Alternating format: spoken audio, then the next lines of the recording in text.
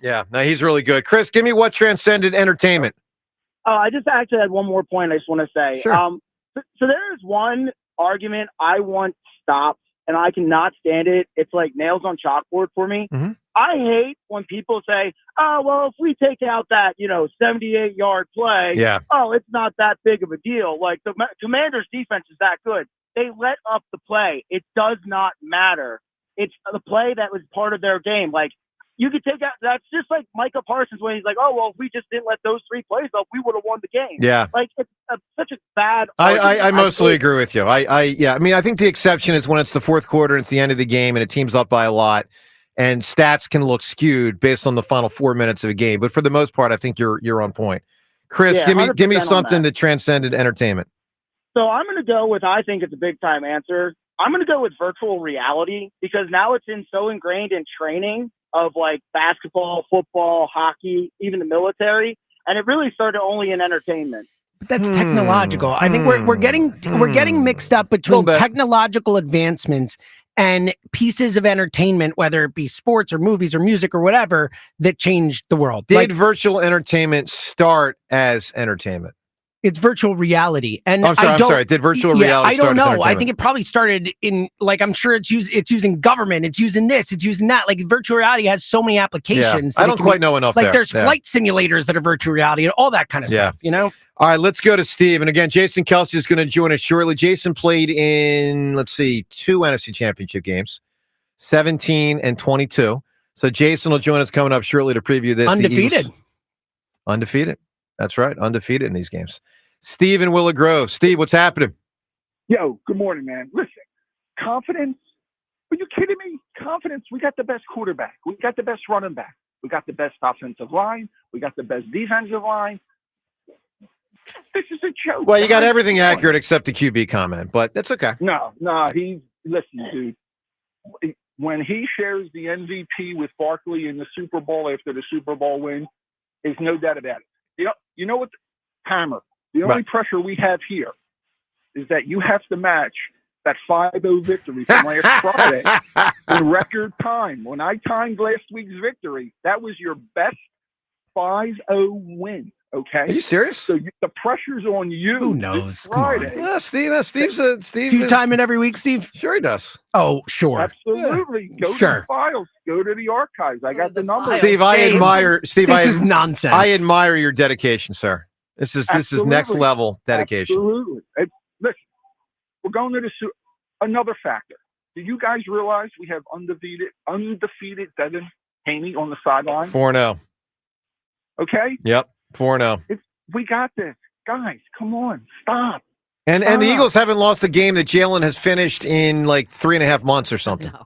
That's since Tampa, yeah, since early October, I guess. And we did have AJ and Lane and all those guys back in. Yes, Steve. It's the time of our life. Okay. I like it, man. It's like Guy Smiley. This is your life, right here, right now. No, it's the time of your life. You know what that's from, Joe? Yeah, Dirty Dancing. Were you there last night at the Keswick Theater? No, they had a Dirty Dancing night? I can't believe this. I didn't know that. I mean, where was my invite, man? You put baby in a corner. You put me in a corner.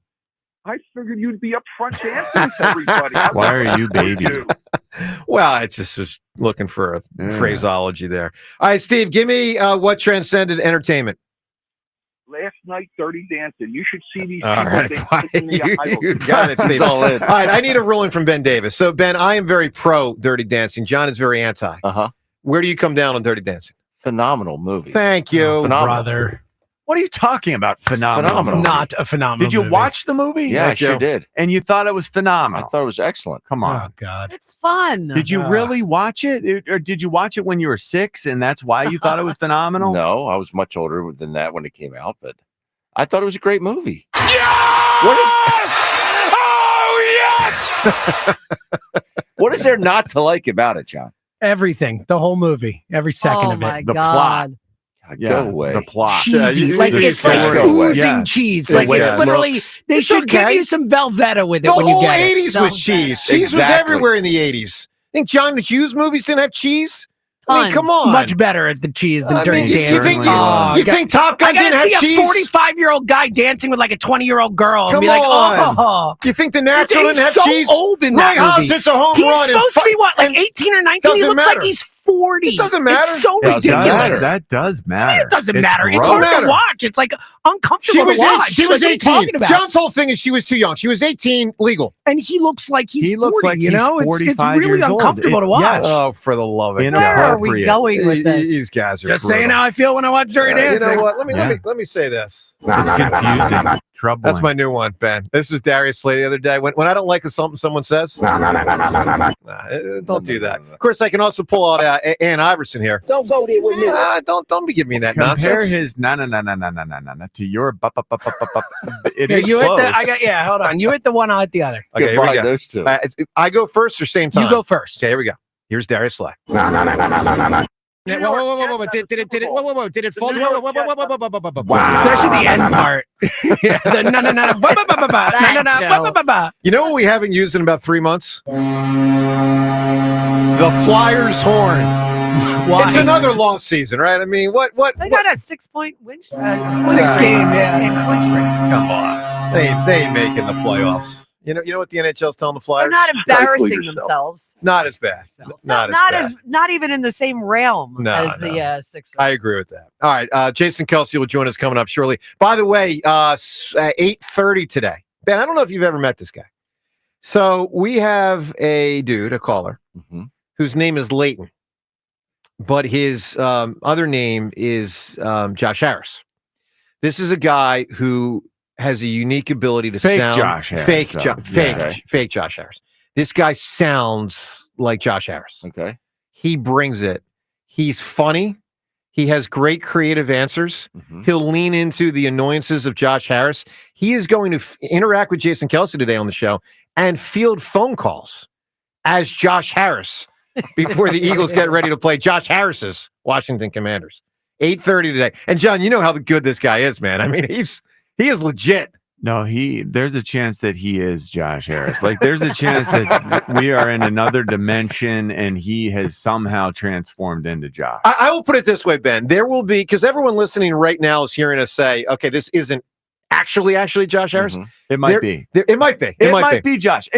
Somehow he's figured out a way to be Josh. There will be people, I guarantee you, that will tune in around 8:35. This guy will be on the air for a couple minutes. They won't know that we said it's Leighton. How did they get Josh Harris on the morning show? And what's he saying? People will be like, I can't believe Josh Harris is saying these things. But he's like he is as Josh Harris gets, but deep down inside, he's cooler than Josh Harris.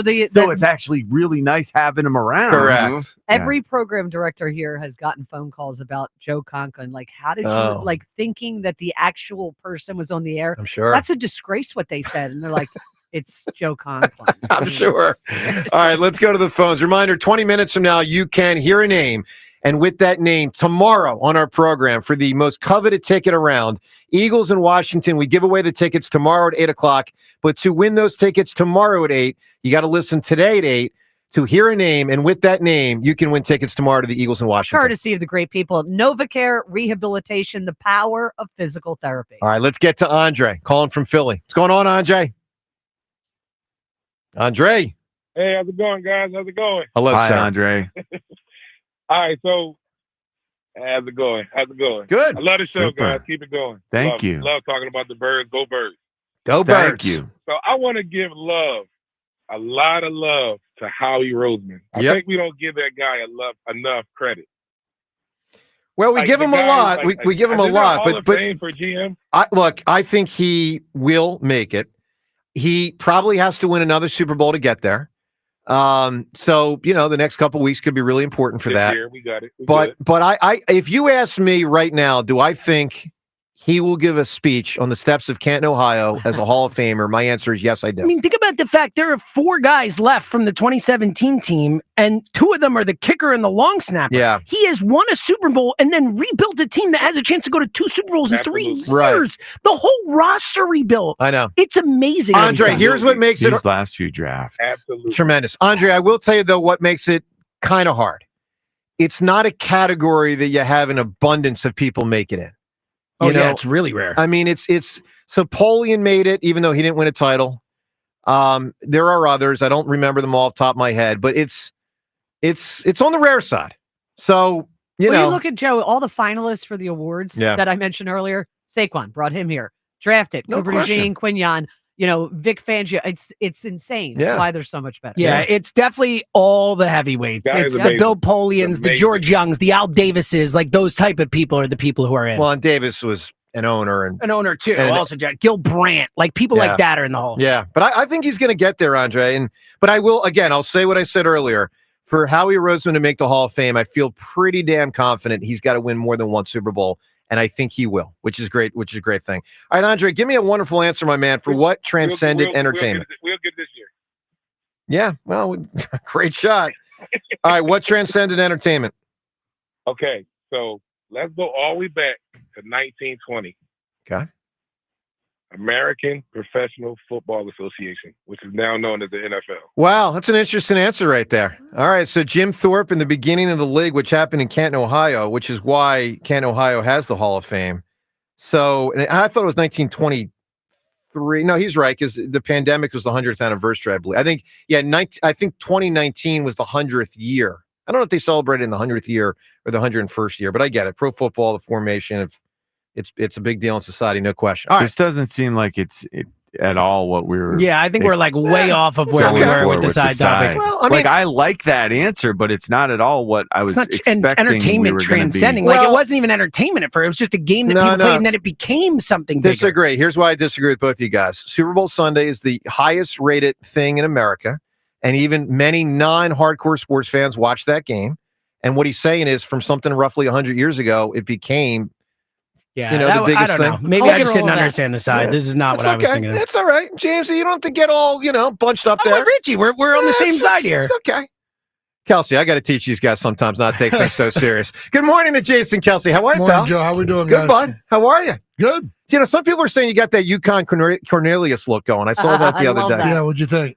I mean, yeah, I think that's accurate. And you kind of are continuing it right now, but without the head thing. That's right. That's right. And by the way, it's not an insult. I mean, this guy was involved in helping save Christmas, man. Rudolph. I mean, he's the star of the show. He's a big deal. Yeah. Without him, Rudolph and Santa don't get up in the air. I take it as a major compliment. It is. It is. All right, Jason with us as he is every Thursday at this time. Brought to us by Garage Beer. The garage always open. Light beer like it used to be, and certainly like it still is with Garage Beer. Find Garage Beer at your local retailer or at drinkgaragebeer.com. That's drinkgaragebeer.com, official beer of the Kelce brothers and dads everywhere. So, Jason, what a week, man. I mean, you played in one of those snow games, but not with the implications of the last game to get to an NFC Championship game. What'd you make of it, man?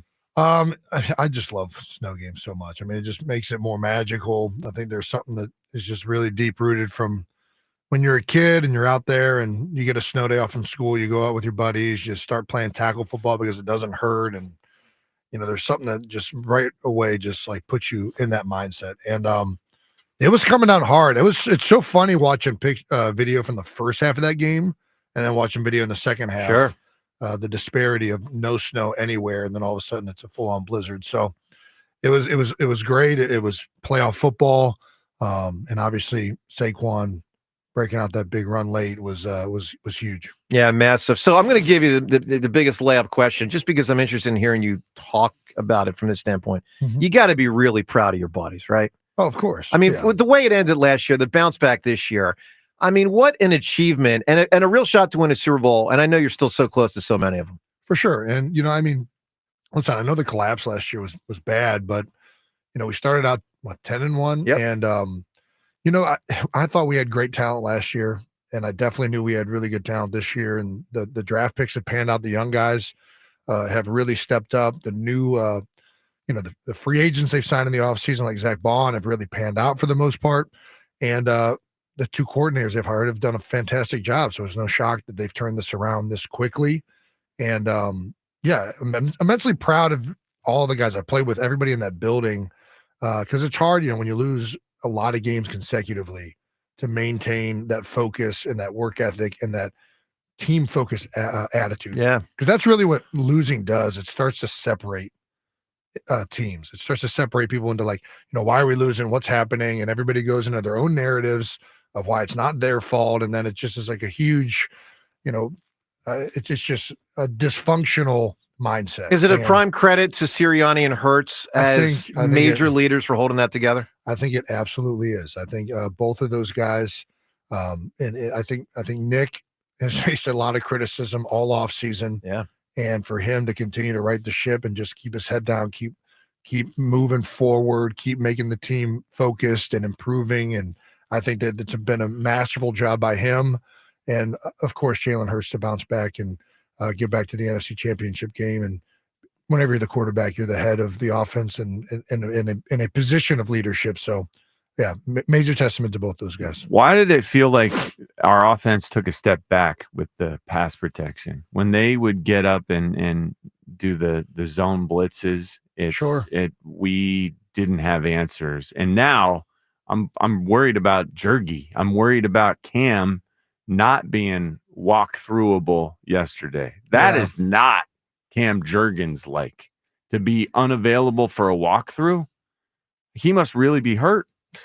Yeah, I to be honest, I do not know the I guess the extent of those injuries. Back, which is like, holy cow, like when it's your back and you can't even put your socks on, when you can't even like go to the bathroom right. It is so hard to do anything. There's no question. I don't want to comment too much on it because I just don't know the we have no idea. of it. But I do know that I think that, first of all, the Rams' defensive front are phenomenal at rushing the passer. They don't have anybody that's really that like high name profile. Like they don't have Aaron Donald anymore, right? Yeah.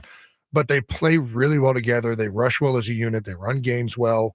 I thought that we would perform really well against them. And I think that certain things made it look worse than it was, in my opinion.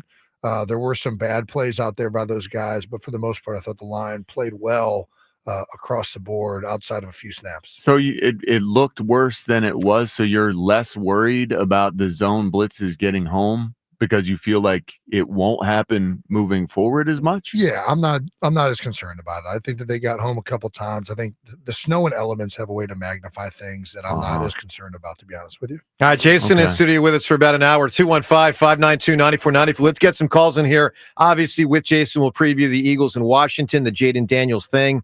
I mean, that guy's been incredibly impressive, but the Eagles, let's be real, have been more impressive and are likely to win this game. Let's go to the phones.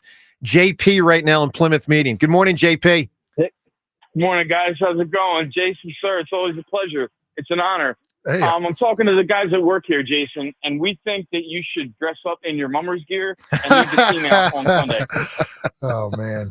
I'm so confident with the defense and the run game. Like, everything is just going our way. Yeah.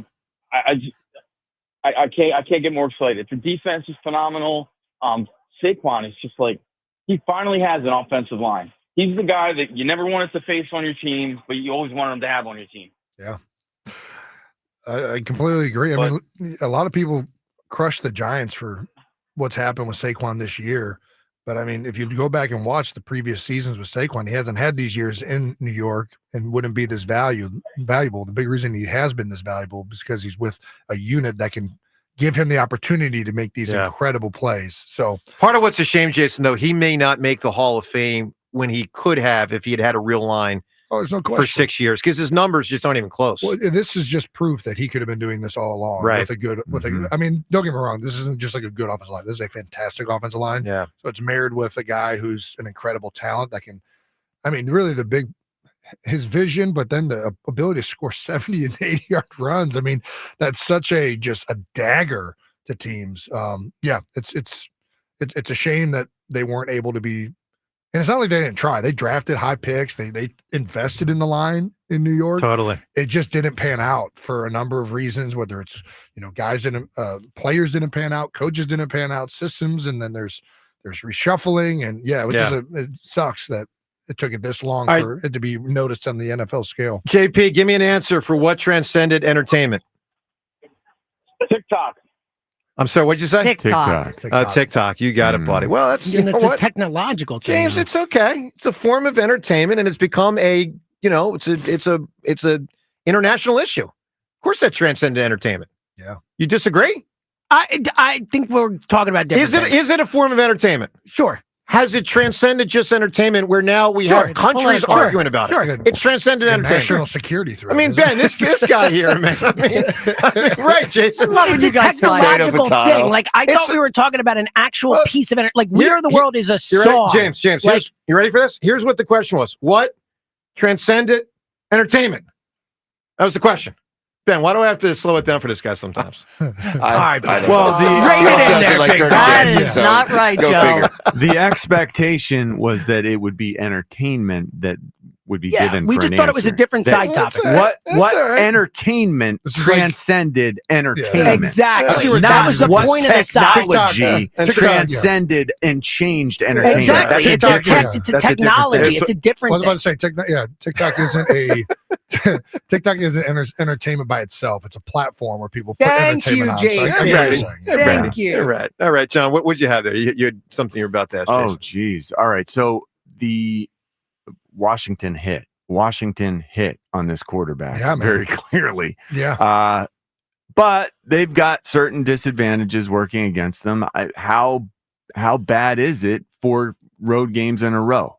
We know that this team's hot, but 4 road games in a row, how much does that wear on you this time of year? I know that you've never had 4 playoff games in a row. I guess I haven't. But I'm sure that's hard. Yeah, there's no question. Yeah. Yeah, playing away games consecutively, especially against really good opponents. These are physical games that they're playing. Yeah. These aren't just like, middle of the season deals. These are, one and done where guys are going as hard as they can. So, they just beat the Lions. They waxed the Lions. Lingering remnants of pain for the Commanders too, but also tremendous adrenaline. They got to be rolling on. Yeah, but that's the thing. It has to end sometime. That adrenaline surge, it does run out. No. Like, when does that run out? Well, sometimes when a team wins it all. Sometimes, right? Hopefully, it runs out this week. It'd be great. Can we make that? Yeah, run out? The Commanders have. Listen, I have not expected the Commanders team to be at this point all season long. I think that they have a tremendous quarterback who's played really well as a rookie, and their coaches have done a phenomenal job. I think as players, they have good players. I wouldn't say, I'll be very candid. I think the Eagles are better at every position. I don't know that there is one position, if you put the 2 rosters, the depth charts next to each other, that I would take the Washington player over the Eagle player. And that is a very honest assessment. I think that the Eagles are loaded. In Washington, to their credit, they play extremely well as a team. Dan Quinn is a fantastic coach. They scheme things well. Dan has always schemed us well. Even in Dallas, I didn't think that Dallas was particularly that good on defense last year, and they played us really tough in Dallas. So they're well coached. They play as a unit. They make minimal mistakes. They go for it on 4th down and get it a lot, which increases drives and their opportunities. So they do a lot of things really, really well, which is a big reason they're still here. And they just got done beating the best team in the NFC, arguably, over the last 2 seasons, pretty candidly in their house. And I think obviously Detroit had some mistakes that magnified that, but there wasn't a lot of defense played on either side of the ball. But it's going to be a tough game. And Washington, when your quarterback is playing that well and you're that disciplined as a team, it's really hard to beat teams like that. You brought up an interesting point I hadn't heard anyone else say. Maybe some people have said it, maybe they've thought it, but I hadn't heard it. Dan Quinn has coached against the Eagles many, many times in the last couple of years, twice a year. Yeah. For however many years he was in Dallas. And then he was in Atlanta. Yeah. We played, So he knows this attack, which hasn't varied that much. Some of the personnel has changed, obviously, but the basic structure. There's a lot of familiarity. Yeah. And with familiarity, there's plays, every time you go into somebody you've played before, you think about the plays that have worked and, let's maybe do this, and this, and then you play him and then he's got answers for that. So then the next game you go in with answers for that, and then it works maybe. And then there's always this back and forth. How much does the Jalen knee worry you? I don't know the severity of it. Obviously a big part of why Jalen, listen, we talked about the Saquon run game. A big reason why that's been so good outside of just the line is Jalen's threat to run. The reads, a lot of the things he does with his feet and his athleticism expand and give numbers to the run game. So it's a big component of our offense. It's a big component of his game. I tend to think it's probably not that severe, but I don't know that for sure. Yeah. Right. So I saw after the last time we played him, there was something that went down between Nick and Zach. Yeah, I saw that. Do you know like what's going on there? Is that just like, hey, you guys were dumb to let me go anywhere, like just talking trash type thing, or what is that? I don't know. I don't know. It looked like Zach said something to Nick, then Nick said something to Zach, and they started drawing. It feels like they squashed it in whatever press conference was the next day. Yeah, that's what they said. I never talked to Zach about it. Didn't talk to Nick about it. So I wouldn't. Non-issue. Understood. Yeah. No, I mean, I don't know that it's a non-issue. I don't really know anything about it. Mm-hmm. I did see it. And I know both those guys. I know they're both really competitive. Obviously, Zach left the Eagles, but I don't think he left the Eagles on like bad terms. Like he was kind of like wanted to leave the Eagles is the way I remember it. Like I think he was in a position at that point in his career where, I think he realized he was going to be better suited going someplace else. He wasn't getting paid. Maybe I don't know. There were all those parameters, but I don't remember him leaving. Well, we drafted a tight end. And here's the other thing I'll say: the Eagles were gearing up for a power brand of football, like as powerful as we've seen in a long time. And he's not the power blocking tight end. And I mean that it's no disrespect to Zach, but it's the weakest element of his game, and it's the strongest element of Dallas Goedert's game. And when you're constantly running, it's a strong element of his game. I think he's good at everything. Also, if you remember when we got rid of Ertz, it was when they were losing in 2021. Remember, it was like go let him win was part of the thing too. Remember that? That's what I'm saying. I don't remember this being like I want to be here. Like I think there was multiple reasons why Zach ended up leaving, and I don't think it was a bad terms deal. That's not the way I remember it. That's definitely not the way Zach and I talked about it when it was happening. All right, 215-592-9494. Let's get to Zach. Reminder coming up in about 2 or 3 minutes here. Your chance to hear a name that with that name you can win tickets to the Eagles in Washington tomorrow. So don't go anywhere right now. Zach, I don't think Ertz. Zach, somebody else in Medford. Hello, Zach, somebody else. Unfortunately, I'm not Zach. That'd be fun. Are you a Lego? That sounded amazing. Ertzy, what's up? Yeah. I'd appreciate his bank account at least. Yeah. You know what you got to do for that bank account, Zach? You got to catch the reception that wins the Eagles a Super Bowl. There you go. The only human in human history to have that claim. And the fourth down catch too. And the fourth downer. Anyway, Zach, we like you too. Hello, boy. Big catch this year too. Well, thank you so much. I just wanted to start, Jason. My wife, Lex, and I absolutely love you and can't thank you enough for the monumental part of Philadelphia history you've become. I appreciate it, Zach. I mean, I don't know. Yeah, it's awesome to have been afforded the privilege to play here, man.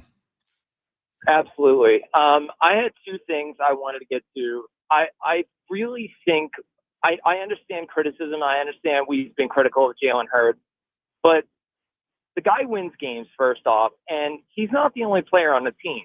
Like we've successfully turned one of the best wide receiver duos into a dark horse because we've had Saquon just destroying teams. So there's a good chance that we see A.J. Brown and Devontae Smith rip one apart because they just haven't been utilized. So they're not expecting it now. That's possible. There's no question that's possible. I mean, that's kind of the way I'm going into the game is we have so many pieces that have gone underutilized. And at any point in the rest of the season, we can see them come back into the game in a huge way. And I just would encourage people to be more optimistic on that front. I think that's certainly a good point, Zach. We can do it any which way we choose. We have chosen to be running the ball an awful lot. And I do think that, the fact that this Commanders team, they haven't done a good job of stopping the run. Even in the postseason, I've heard a lot of people talk about, they've gotten better. Well, 48 rush attempts for 302 yards in 2 games this postseason. I expect that we'll get after it. And with the run, and what we saw in our game against the Rams was even when they put an extra safety down, it doesn't matter anyway. We can call it and run these runs. and Jalen has the options to put it to win that play, to win that game. And we're just going to keep doing what we do, which is Zach, obliterate people with smashing them in the face. Zach, give me what transcended entertainment. We'll see if it meets the seltzer, threshold. Yeah, we will. So just one more quick thing. I had a question for you guys, and I'll give my answer. Sure. Especially for Jason. What's one player that has been not spoken about enough that has really shown up this season? All right, Zach, we're gonna get that answer. Give me your answer so you can win the prize. What do you got? I think this united all of us as a front as NFL fans. It's a little dark, but when DeMar Hamlin went down, we all became Bills fans. It's an interesting answer. DeMar Hamlin, I mean, certainly it led to a lot of donations while he was still out of it. So amazing. He's starting safety for the Bills. He's played really well this year. It's unbelievable. Well, let me give you another one, and then we'll get to Jason's answer. And I got to give a name for these tickets, but I don't know if people saw this with Mark Andrews having dropped that pass. The donations from the Bills. Yes. Bills Mafia. Yeah. Bills Mafia. They're great fans. They really are. And not as a mockery, really trying to donate. Before, remember when Andy Dalton, that they've done this before. They're donating to the charity that Mark Andrews cares about. That's something. They really actually are kind people. All right, a couple of things here to get to quickly. First off, it's 94 WIP HD1 Philadelphia as we broadcast today from the Tasty Cake studio. Jason Kelce with us. Let's give you a name. With this name, you can win tickets to the Eagles versus Washington. And the name is... All right, the name is the person that's... We have an NFC championship winning theme going this week as the Eagles have won 4. We gave you a name Tuesday from the 80 team. We gave you a name yesterday from the 04 team. The name we're giving you today is the person that scored this touchdown from 2017. Long count. Straightens up. Takes the snap. Here comes the rush. He's hit, and it's intercepted. It's picked off by Robinson. Robinson at the 30. Cuts back across the field. Patrick Robinson looks for a block. Now he's at the 20. He's at the 15, the 10, the 5. Touchdown! Patrick Robinson! Few moments, maybe none, ever in Philly sports turned something bad around as definitively as that. Without a doubt. It was unbelievable. And by the way, thank God he didn't drop it going in the end zone. He had that thing with one hand and barely got in there. If someone hits that arm, that could be a fumble out the end zone, and then it's the touchback roll old deal. It was a monumental play in 2017. Yeah, thank God they signed him back. I don't know if you remember it. Like, he was released after training. He was horrible in training camp. Yeah. He came, I don't know, man. I was so happy and proud of P-Rob for having the season he did that year, and for it all to culminate into that moment was pretty damn awesome. And he stepped in for half the year playing for Ronald Darby as a starter when Darby got injured. All right, so sort of a similar type thing. So let me just round this out, and then Jason will get to the answer from the caller. Sure. So bottom line is know the name Patrick Robinson and the other 2 names that we said the last 2 days as part of this contest. Tomorrow at 8 o'clock, you can win tickets to the Eagles versus Washington. Courtesy of NovaCare Rehabilitation, the power of physical therapy. We will give you one more name tomorrow. So in total, it'll be 4 names you have to say on the contest line to win the prize. Patrick Robinson, obviously, Jason, would be a great answer from 2017, who was a little... I mean, we all loved him, so maybe he wasn't totally underrated, but he came in with no one really knowing who he was. Right. The caller is basically asking you, who from this year's team do you think has been a little unheralded that should get more credit than perhaps he has? I mean, the easy answer he's getting the credit. He's gotten the credit because he's an all-pro and Pro Bowler, but I think Zach Bond's, obviously, his season was freaking out of nowhere. I think a guy that probably doesn't get enough credit, it feels like he gets overshadowed a little bit in that backfield. I would go Reed Blankenship. I think Reed is a really solid player. He's played very well for the Eagles all year round. And obviously Quinyon and Cooper and Slay, those guys have probably gotten a little bit more of the hype, but I think Reed has been very, very solid. Offensively. Gainwell, right? Huh? Gainwell. I would go Gainwell. He's been solid. Yeah, he's a great third down back. He does a lot of things for the Eagles. He can catch the ball.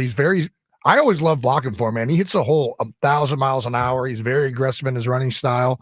Yeah, Kenny, to me, he's been there. I mean, we've always loved blocking for him. I know last year he kind of had a rough start to the season, but Kenny's a great back. I'll give you one more because I know John's. Well, he's another one. Melton Williams. Yeah. How on earth is he not a bigger name around the league? Yeah, he's really about to get paid. Good. He's about to get paid. Yeah. I mean, you've had to block him. You've had to try to contend with. It feels like he's gotten a lot better this year. I mean, he was always a good player. He's always had the twitchiness. He's very quick, very strong, but it feels like he's utilizing his leverage better. He's utilizing his hands better, whether it's power, beating people with quickness. It felt like in previous years, a lot of the plays he made were splash plays where he would jump the snap count or get a guy right now. And now and I think that's good. Those are always, it's always good to have a splash play, but the consistency wasn't there. I think what you're seeing this year out of Milton is a much more consistency of every down being reliable. And I think that's the key to getting paid and being a starter in my book is like, yeah, you can make those splash plays, but you can't get like caught in a compromising position or get caught out of your gap. I feel like Milton's come a long way this year as a player. 215-592-9494. I'll say it because John won't. Also the punter, Braden Mann. That guy is damn straight, man. Right? damn straight. I guess I just don't pay attention. We know you don't. You don't really. God, it was really impressive what he was able to do in the snow like that. Yeah, grabbing those, those snaps coming back. Really impressive. Yeah, they were left. They were far outside, man. You're the only one who thinks it wasn't impressive. He brought that thing in, and he's a good punter. All right, so Coy Detmer. Well, remember? No, I do. Coy saved the 06 playoff game. Great call. Coy saved the playoff game in 06. There was a bad snap. And he got that thing down for David Akers to kick the winning kick versus the Giants in 06. All right. Obviously, Washington's best player is the quarterback, Jaden Daniels. He may already be a top 5 player in pro football. Donovan McNabb was certainly, or I don't want to say top 5 player, but he might already be a top 5 quarterback. Donovan McNabb was certainly a top 5 quarterback for a good stretch of his tenure here in Philly. He was on WIP earlier this week with Spike, Ike, and Jack. A lot of praise for Jaden Daniels, but also strategy, he thinks, of how the Eagles can try to combat Jaden Daniels. Here's Donovan a couple days ago on WIP. What is the game plan for somebody like him? Like if there is one, how do they attack Jaden Daniels? Much rush. I think what you're going to start to see tackles and ends staying in their lane and not getting beat and contained outside. And what do? That means now it puts pressure on your secondary, and obviously with one of our best young corners, going out with injury, we like to see what happens with him, and will he be back healthy to be able to play? We definitely need that, but I think you have to go into the mush rush where everyone is now pushing and pulling and being in their lane. Anyone kind of get out of their lanes leaves a running lane for him. But with saying that, we got to understand that he's not just a runner. He's delivering the ball from the pocket. Yes, sir. And so we can talk so much as if he's scrambling quarterback as people want to utilize that and use and analyze that way. But he's a pocket passer first, and he is delivering strikes. And so if we leave anybody with a glimpse of being a step open, he's delivering the ball. All right, that's Donovan. Big praise, obviously, of Jaden Daniels, and it's well-deserved. Jason, the mush rush thing, the Eagles famously used it in 2004 against Michael Vick very effectively in an NFC championship game. I'm guessing that you were an offensive lineman when Vick was the quarterback that had to deal with it at times when teams would try to do it to you. I mean, can you walk us inside the ins and outs of how it could work? There's different ways to do that. I don't know what the specific mechanism is with the mush rush, so it's hard to comment on that one specifically. Basically, you're trying to keep the guy in the pocket. You're not trying to let him out. So what a lot of teams will do is they'll push the front of the pocket and they'll collapse the edges and make him feel like he's kind of trapped in there. Very common against mobile quarterbacks or shorter quarterbacks. And then there's other ways where you can rush and you just are really responsible in your lanes and you still allow guys to rush full speed. I'm more a fan of that one, quite frankly. The one thing I don't like about the first one I said is that it ultimately, this guy's talented enough as a passer to sit back there. And if you give him all day, he will find people. And that's what Donovan's saying. So Donovan's saying the same point. You can't not rush him.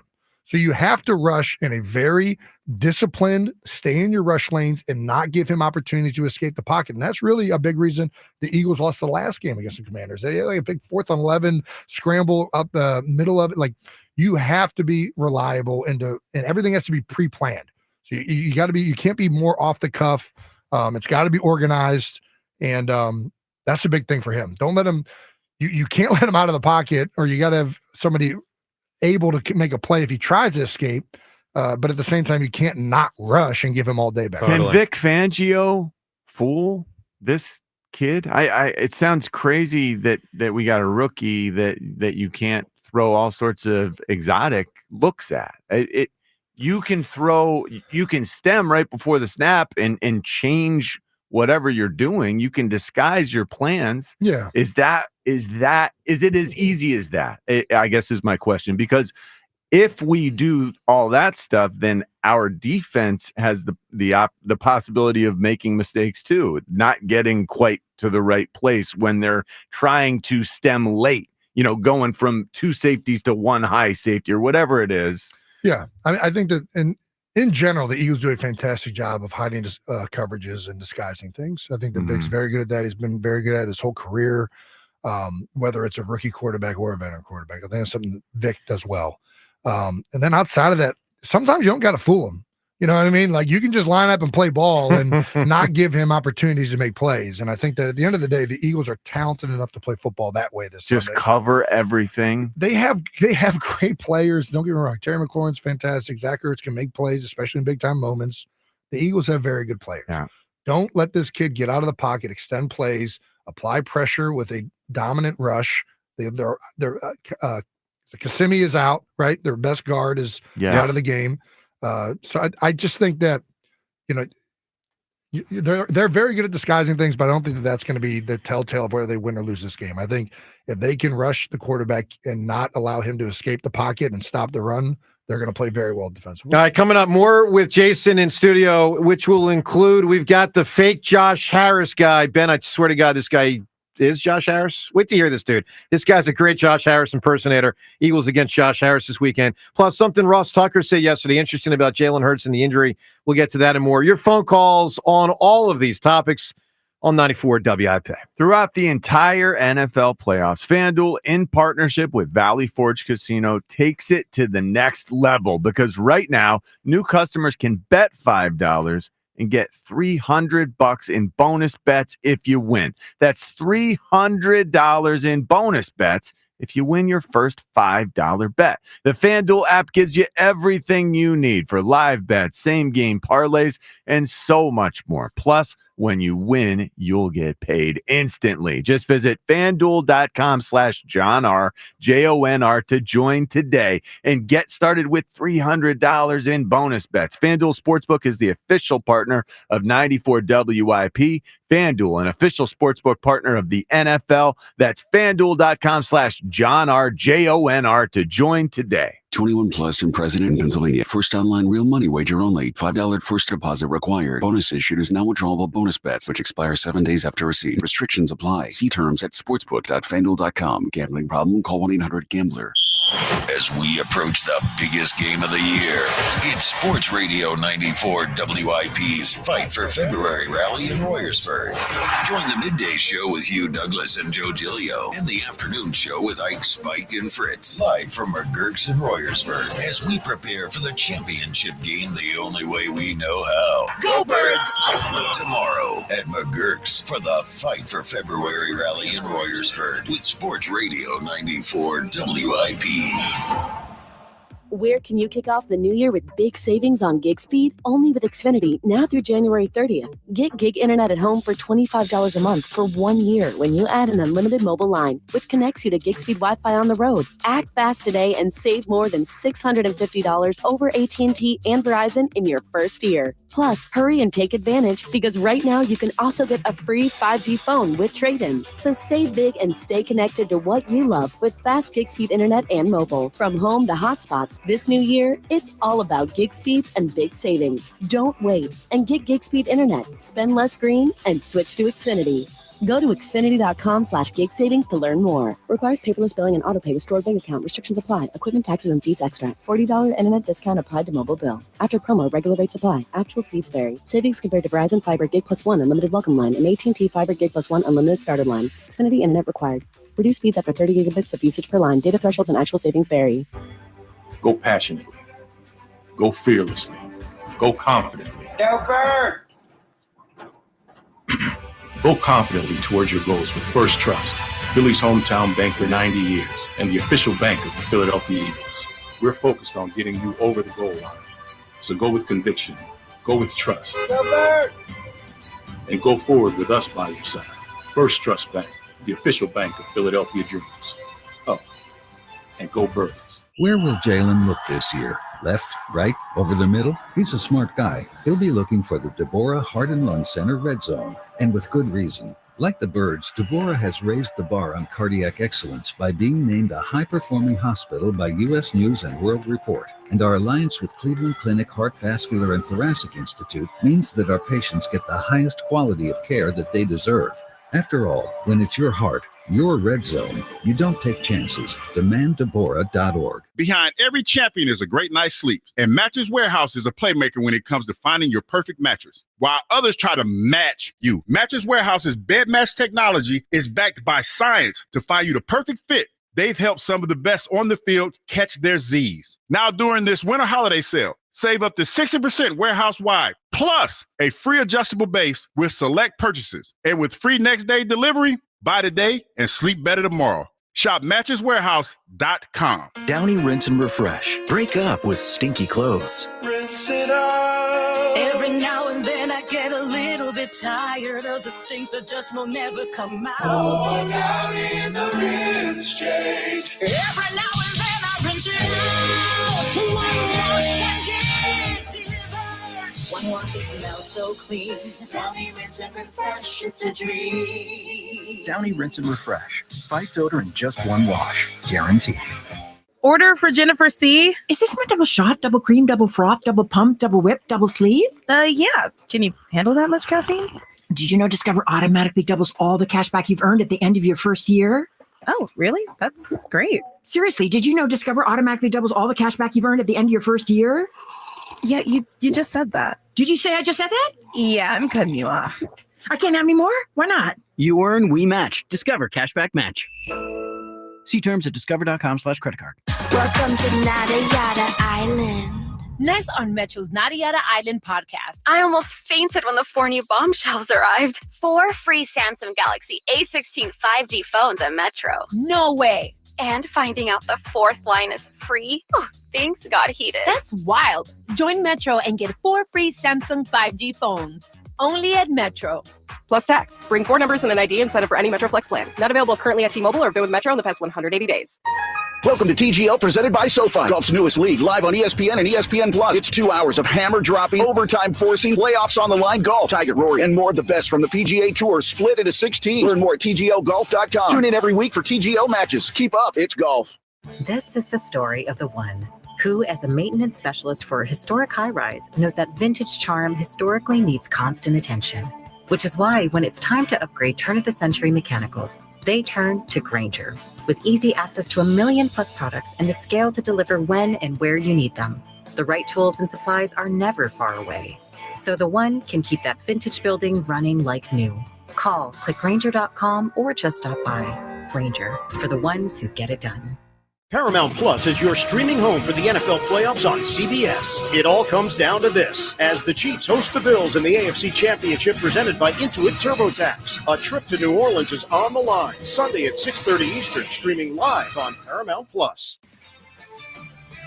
This is Boomer Esiason with an Odyssey Sports Minute, sponsored by Wrangler. Shop Wrangler.com for new denim styles to kickstart your day. Wrangler, for the ride of life. The hiring of head coach Ben Johnson and defensive coordinator Dennis Allen may herald a decade of the Bears. Johnson should be a godsend for quarterback Caleb Williams, and his hiring weakens Detroit, as does the hiring of Aaron Glenn by the Jets. It really is a double whammy for the Detroit Lions. I'm Boomer Esiason.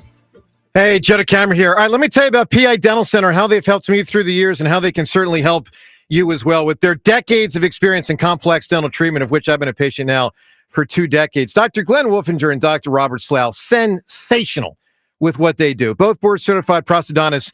They specialize in the restoration and replacement of teeth. For me, it's been on the simple side through the years, meaning I've been, good luck, never had a major issue with my teeth, and obviously great care from PI Dental Center. And with that, it's been a year-to-year maintenance thing. And I'd say most people in society are probably in that category. Get to PI Dental Center for that purpose. They'll take great care of you. However, if you have a major problem with your teeth, which some people in society have, and it can be a real problem, major pain, maybe you don't like the way you look and it's a self-esteem issue for you, know that PI Dental Center, the originators of the teeth in a day, which is a revolutionary treatment that delivers fixed teeth and implants placed for dramatic transformation in one day. PI Dental Center can fix you up. They really can. They specialize in this. So get yourself to PI Dental Center. They're located in Fort Washington. Start with their website, pidentalcenter.com. Visit pidentalcenter.com to request your new patient evaluation. 94 WIP Sports Update. Brought to you by MHS Lift. As they've been doing during the playoffs, Eagles will practice at the Link today, 2:25 p.m. They held a walkthrough Wednesday. Jalen Hurts listed as limited, says he's progressing. Be interesting to see his practice designation for today. When Hurts went out in Week 16 against Washington, Commanders loaded the box to stop Saquon Barkley and fared well. Barkley says patience is key. It's a numbers game. When you load the box and you bring extra people into the box, it's a beautiful thing because it's hard to run and you got to be gap disciplined and run the right gaps. It's hard to run against, don't get me wrong, but I feel like myself as a back, being patient and having that home run speed, if you load the box and you get through, there's really no one back there. Commanders' third worst run defense in the regular season gave up 201 yards rushing in the Lions game, playoff game. Jahmyr Gibbs running for 105 yards and 2 touchdowns. They also had 70 yards receiving. If you're looking for forklifts, a warehouse efficiency assessment, any type of material handling equipment, or if your equipment needs repairs, go to mhslift.com. Partly sunny, high 31, currently 13. Listen to the NFC Championship game on your streaming device. Just download the free Odyssey app or tell your smart speaker to play 94 WIP. Sports Update on 94 WIP. This is the WIP Morning Show with Joe DeCamara and John Ritchie on Sports Radio 94 WIP.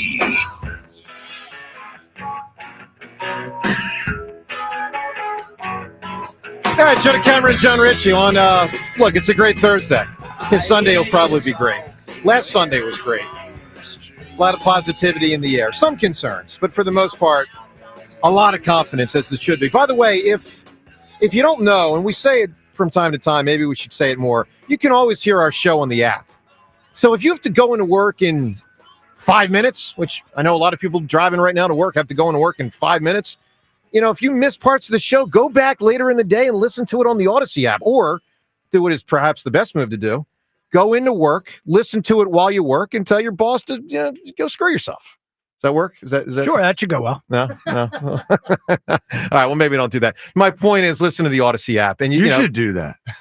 Well, you should do that right now. Rod Lakin, are you listening right now? That'll go great. We'll hold down the fort. Yeah, we got your back. Thank you. Listen, I'll gladly walk out. I mean, paid vacation. I don't know. Buddy. I don't know about all that. I don't know that you're but I don't think that's going to ask too well. I believe that's a with cause type of thing. With cause. All right. All jokes aside, the Odyssey app, you can listen live and you can listen back. So if you miss any portions, I mean, think about the interviews we had this week on the show, from Sirianni to Jaws to Ray Diddy to Ross Tucker, Jason right now, Brandon Graham earlier this week. I mean, I'm forgetting a couple. Mike Quick. Bottom line is they're all there. Odyssey app. So check them all out. And that goes every week. You know, we'll get to baseball coverage and basketball coverage when we get deeper into those seasons as well. All right, 215-592-9494. When do we do the Sixers coverage? 2028. Okay, thanks. Jason, wait till when you they get a clue and a grip. And I know. Wait till you interact with this guy. In a couple minutes, we're going to have this dude named Leighton come in. He doesn't look like Josh Harris. He sounds like Josh Harris. I'm not going to lie. If you played 10 people that sounded like Josh Harris, I would have no idea what Josh Harris sounds like. Well, the I'm listeners sure it's very know. impressive. Yeah. But the listeners know. By the way, I do want to play one piece of audio. Yeah. Well, actually, we'll get to it when the Josh Harris guy's in here, because there's something a Washington player said about Josh Harris, the Washington owner, which annoyed me because of Josh Harris, the Sixers owner. A Washington football player The said punter. something. The guy's name Kind of a football player. The guy's name is Tress Way. He's their punter. Tressway's been their punter for like 15 years or whatever, too. I don't pay attention to punters. Tressway's been there forever. I've heard the name, but if you would ask me earlier today before I heard this audio, who's Tress Way, I would not have known. Hold on, I got castigated for not paying attention to a punter like 5 minutes ago. No, but that's the Eagles punter. Yeah. Yeah, different. There's 31 punters we don't care about, and then we care about the Eagles punter. Well, I do care about Braden Mann slightly more than other Jason, punters. do you have the disrespect for kickers and punters that John does? I mean, he has contempt for them. I have already put my foot in my mouth and had to apologize to Pat McAfee if personally. That had to be painful. Yeah, I mean, here's the deal. Here's the problem with the guys that actually, especially a fullback.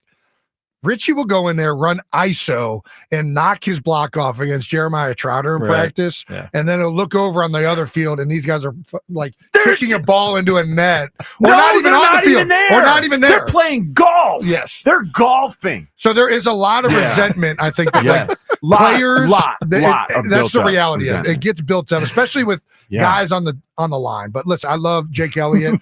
Every kicker I've ever played with, I actually love. Yeah. But there is a certain amount of resentment for the job that they have to do every single day. Makes sense. But How close did you come to dropping an F-bomb right there? Very close. I had my hand hovering. It was imminent.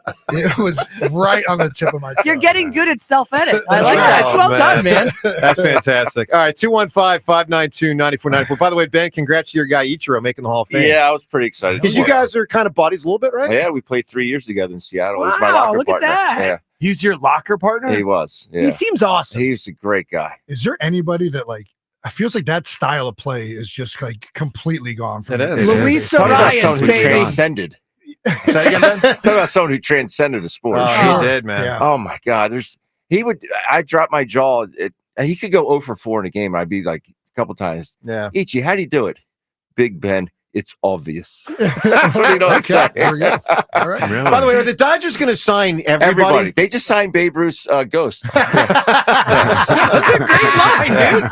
Very nice. All right, let's get some calls in here. Again, we're going to bring our Josh Harris impersonator Leighton in a couple minutes, have him interact with Jason. We know Jason gets fired up about the Sixers, which really it's the season going off the rails, Jason. Yeah, it's not good.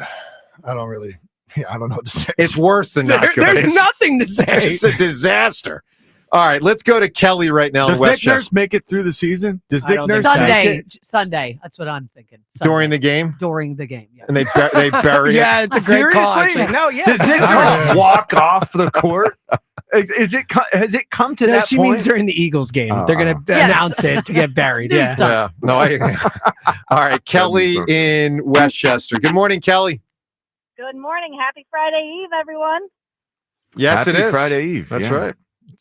I didn't know what to make wanted of that. First off, saying thank you to Jason so much for being an outstanding Eagle, an amazing spotlight on him at this point. You're making us proud, and we love you. Thank you, Kelly. Love you guys too. So the greatest thing about being an Eagles fan is kind of going through the ebbs and flows of every season. Earlier on this year, I was actually at the training camp, and we were talking to John and James, before we really had a third wide receiver. And I asked the question to John, who do you think is going to be wide receiver 3? We didn't even have Dotson at that point, so it was kind of cool that he's now on our roster going against his former team. Kind of love that history there, that he was in their training camp at that point. He kind of knows what's going on in that locker room. Yeah, interesting. Hopefully he can bring some intelligence to our team for. Well, you know who's this Kelly? big play. Kelly, you know who's down there? You might not know. Brian Johnson, the offensive coordinator from last year, works for Washington. But Vic Fangio So- wasn't here last year, He's so we helped have a make little bit of Jaden an edge. Daniels awesome. Brian Johnson has What, helped is he their make, QB coach? Yeah, he's their quarterback That's coach. impressive. I mean, he's done it twice now with Jalen Hurts and Jaden Daniels. That's impressive. All right, Kelly, give me an answer for the $150 gift card. What transcends entertainment? My answer is O.J. Simpson and the Bronco.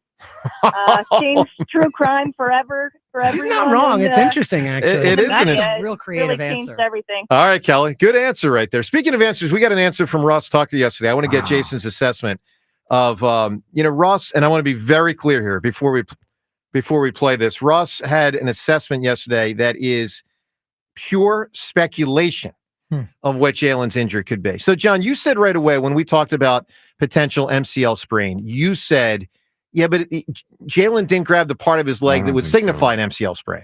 So we've all kind of been wondering, what is it? So What part did he grab? He grabbed the outside. Outside? Yeah.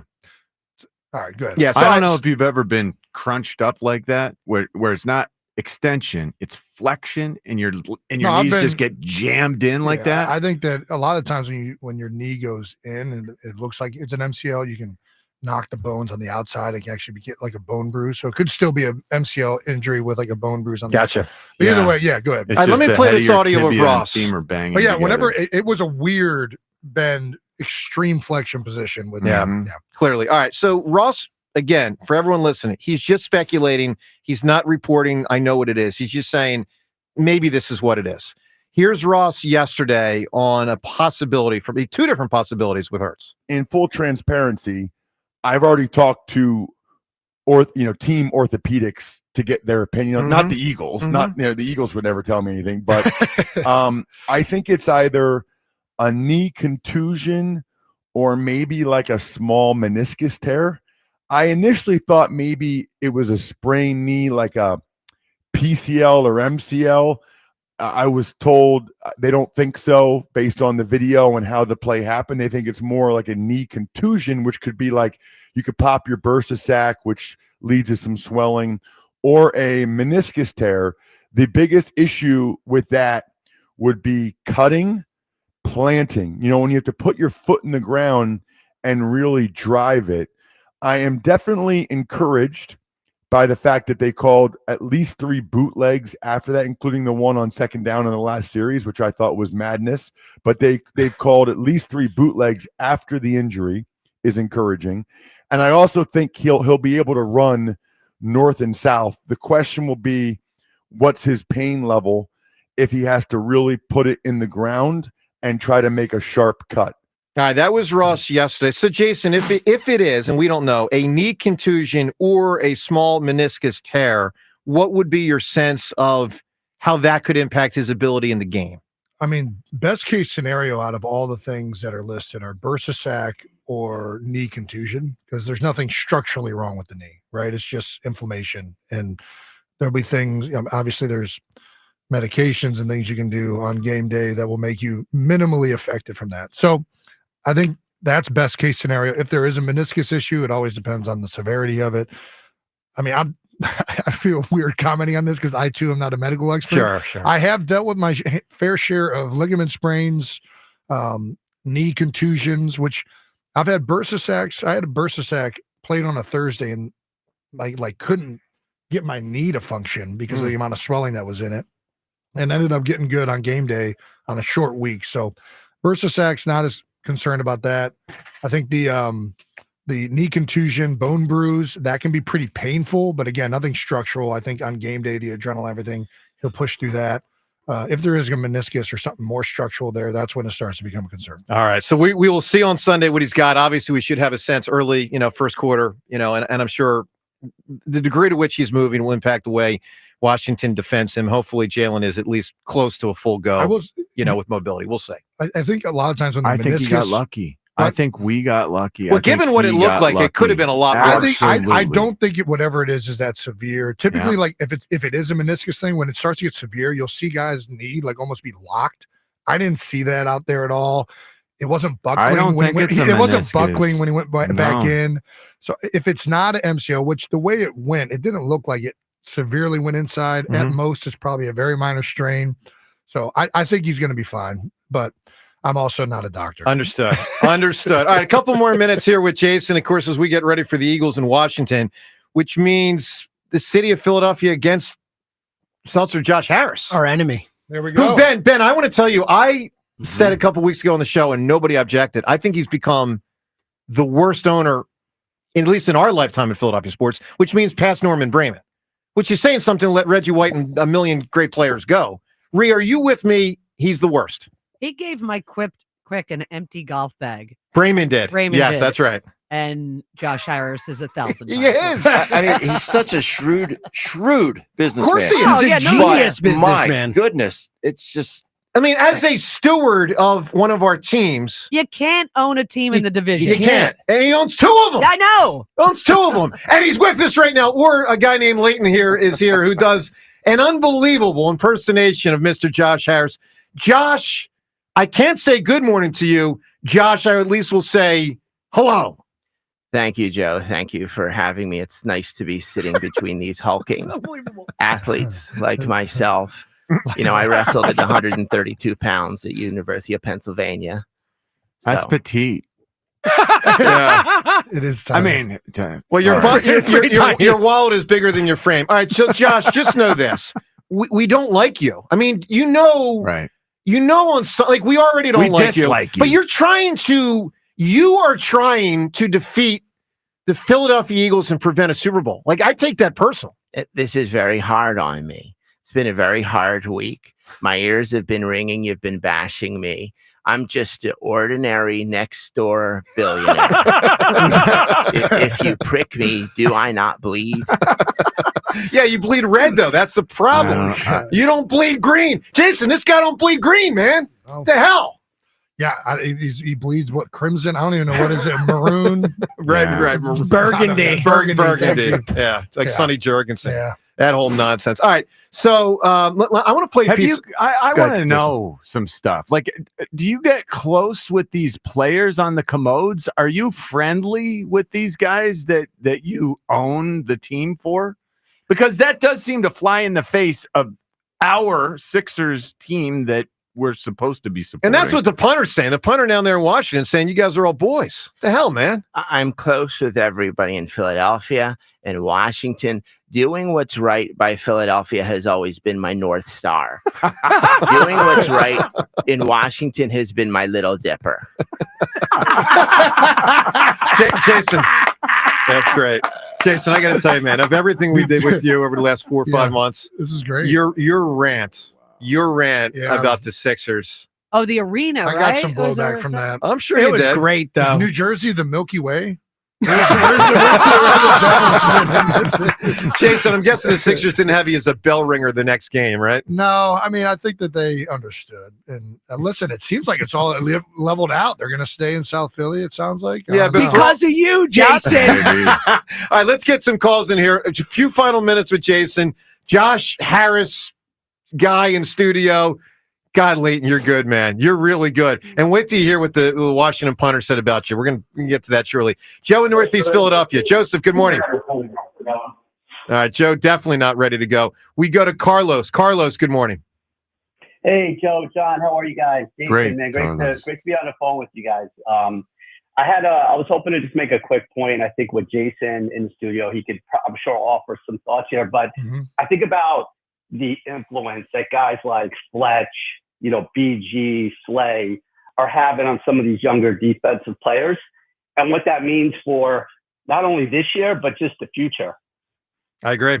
Yeah, I mean, listen, I think the Eagles have been a great organization for a really, really long time. And, I think that's one of the things why you see, Steelers and certain organizations have continued success is once you've built in a locker room and I think that a veteran presence, you pass a lot of that stuff on. And I think that's something to the credit, as we're talking about owners here, Jeffrey Lurie and Howie Roseman, they very much pointedly try to keep the guys around that they want to sustain that culture. And I was very fortunate to do that for a long time with Fletch and BG and Lane Johnson's still there and Brent Selleck and, Connor Barwin's now back with the team. And there's been so many great players. And then even before me, like Todd Harriman's, like Jason Peters. So regardless, there's a great amount of knowledge that continually kind of like keeps going. That doesn't happen when you have like a full implosion and trade everybody, where it's like, oh, there's no semblance of what happened before. And I'll give you a prime example. And I talked to Jalen Carter about this twice at the end of the game. He does this little thing where he goes very flat with his spike, and both the guard and center think he's running a game, and he sneaks back down. Ended up making two huge plays. One was a sack, and another one was a pressure on the last 2 plays of the game against the Rams. Fletcher Cox used to do that same thing, and he used to annoy the crap out of me. And like when the center's coming his way, he would go really flat to get the guard to leave so that he could build a one-on-one with the center. And like he's not the only guy to do that, but I know that him and Fletch, or he at least saw Fletch doing that early in his career. That's great. And then you see it happen twice. I don't know what the center and guard were doing still. Like, is he better at it? Huh? Is he better at it than Fletcher Cox was? Well, I've never seen two guys just completely vacate and not block Fletch off of it. Yeah. But I think, listen, Jalen is a tremendous player. I'm not going to get into the who's better or not. I think they're both guys that would kick my butt trying to block him a one-on-one. So they both earned the credit of being one of the better D tackles. I mean, Fletch in 2017 dominated the NFL. Yep. Yes, he did. And Jalen this year has dominated the NFL. So I think both of them have had one season of just like complete dominance. And that's a big reason why both those years the defenses were so good. And I think that Fletcher Cox, like, we don't give him enough credit for that season. And Joe has brought up that point that he was the best defensive player. I thought he was the best player. Down. I thought he was the best player on the team in 2017. There's no question. He does not get that credit. I don't even know who would be arguable to be the best. I mean, maybe Jason Peters before he got hurt. Well, Lane would be up there. You would be up there. Malcolm was outstanding, and Carson until he got hurt was outstanding. That would be my group. This is the difference. Offensive linemen, though, even no matter how great they are, they're more facilitators of other people making plays. Fletcher Cox transcended that defense and led them to. I mean, it's just a different impact on the game. I agree with you. Yeah. I'm with you. I think he undoubtedly made the secondary play better by how much pressure he applied. The run defense was very solid.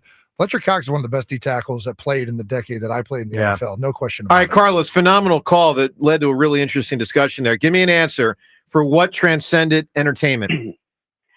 So before I do that, I just got to say the nerve of me to not include Jason Kelce on that list of guys that are transcending leadership to the team.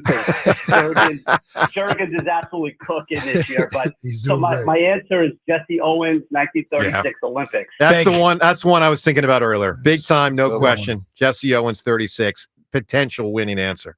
I hate when we have these scenarios where it's Jesse Owens versus Jackie Robinson. We've run into this before. I mean, what do you do? It's tough. Jesse Owens, you vote for Jesse Owens because didn't you bring up the Jackie Robinson? No. We had a caller bring it up. Jackie was said by the caller Scott, and Carlos just said Jesse Owens. And I think they're the two best answers. I think We Are the World is the third best answer. All right, Jason, give us two answers on the way out the door. Eagles, Washington. Who wins? I think the Eagles win. I think the Eagles are the better team. They still have to play this is not a team that you can afford to make mistakes and win against. These guys are very disciplined. They play complementary football. I just think at the end of the day, if the Eagles play up to their potential, they'll win this game. Yeah, I agree. KC Buffalo. What are you feeling? What are you thinking? That one's tougher. I mean, as much as I love Kansas City and my brother and a lot of the people over there in the Chiefs, which is probably pissing off a lot of people driving right now. I think Buffalo, there's something about, and Washington has a little bit of this too, where there's just this feeling in the air of their season is just going so well. And whenever it feels like that, it's like, I don't know, man. Those are the stories that end up a lot of times solidifying themselves at the end of the day. Buffalo's been through a lot. You're starting to hear them with the underdog talk already with Josh Allen after this last win. That being said, Arrowhead's a really tough place to play. I think that Spags will have a much better plan to stop Joe Brady and some of the things that Buffalo likes to do. And Buffalo, as good as they've been and as great as Josh Allen is, they're another team that it's like you almost root for them because they don't have any playmakers. Like it's a bunch of guys that just play really well together, and I respect the heck out of that.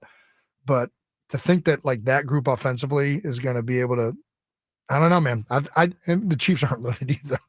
I mean, basically, it's your brother on offense. It's like your brother and Patrick Mahomes versus that defense. Well, Pacheco can run, man. I mean, Pacheco can run. The offensive lines are good on both is- sides, especially now that they've solidified the tackle position in Kansas City.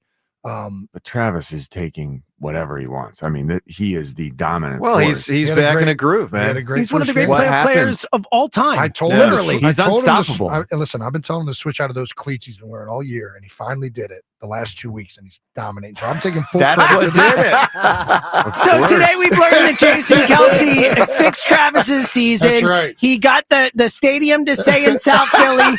I mean, thank you, Jason. Yeah, Thank you. Jason, you know what's so modest. ridiculous? I'll get you out on this one. You know what's so ridiculous? We do all this. We talked about the Eagles for an hour. Yeah. You know what the national story is going to be from this? The People magazines of the world are going to pick up on Travis's cleats. Yes, yeah, for sure. 100%, yes. Travis could not be more annoyed that I actually think that his cleats are making a difference. Well, what's the problem with the cleats?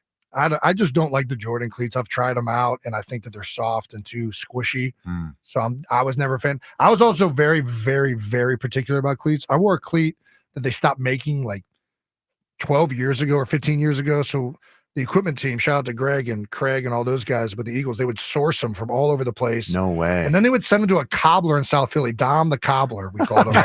This is insane. You had your cleats cobbled. They were so old that the bottom of them would start to peel off because the glue was rotting. So he would have to re-adhere them, stitch them together. But I think that the modern cleat is just a hodgepodge of cheap materials and awful. I think they suck. Wow. So I would wear old cleats. And I've been trying to get my brother to change out of his cleats all year. It's a big deal, man. So he went back to retro cleats also? I think it's pretty much the exact same cleat. So what I'm telling myself is that it's a different color, and I do think the dyes even make a difference in the way cleats feel. This might be. Well, let me just say this: when I played hockey, Yep. this is the first time I ever noticed that dye makes a difference in the material and its rigidity. I would tape my hockey stick in white tape, and then I would tape my hockey stick in black tape. And the black tape, when it got wet, would get almost like a tarry substance to it, and the white tape wouldn't get that. So in cleats, whenever I wore white cleats versus black cleats, I always liked the black cleat more. Me too. And I don't know why. I don't know if it was psychological, but I think that there's actually something there, actually tangible that you don't even realize. You're 100% correct. Because my black catcher mitts, they would break down like that. Yeah. And my tan catcher mitts, there's no dye involved. They would last forever. Ooh, the It's foofy 100% white, accurate. the foofy white coloring makes it a little crispier or something, so it doesn't break in as nicely as the traditional black cleat, which I certainly prefer myself. Final thing I'll just say, I think Josh Harris, we have a bigger story for People Magazine than Jason talking about cleats. If I heard it right, Josh, 2 minutes ago, he just ripped Michael Jordan.